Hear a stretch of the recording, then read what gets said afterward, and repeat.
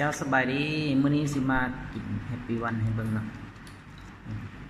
แฮปปี้วันเนาะแคปซูลแบบนี้แหละกินตอนเช้าวัน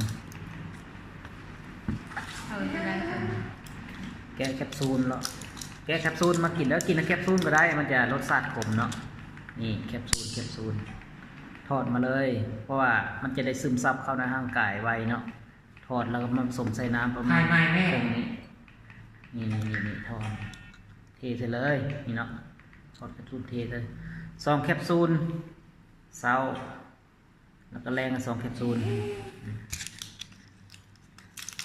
กินทุกวันเพื่อสุขภาพเนาะคนบวชบุเป็นยังกินได้นี่ผสมน้ำใช้น้ำมันนี่เด้อแฮปปี้วัน ฮัลโหล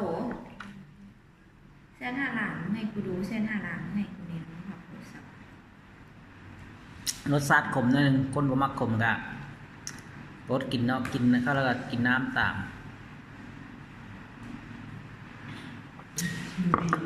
บางคนว่าแฮปปี้วันมันดีอย่างแน่เนาะดีลายโลกเนาะเพราะว่าเป็นสมุนไพรที่สกัดเป็นแคปซูลตัวนี้กินเข้าไปมันสิเข้าไปฟื้นฟูเซลล์ที่มันเสื่อมในร่างกายคือว่าคนเป็นโรคเบาหวานเนาะโรคเบาหวานนี่คนจะเซลล์ในร่างกายมันจะเสื่อมอยู่แล้วเพราะมันมีธาตุน้ำตาลหลายนะมันอยู่ในกระแสเลือดเนาะจะเฮ็ดให้ร่างกายของเฮามันเสื่อมโทรมหรือว่าเซลล์ต่างๆนะมันจะตายมันจะ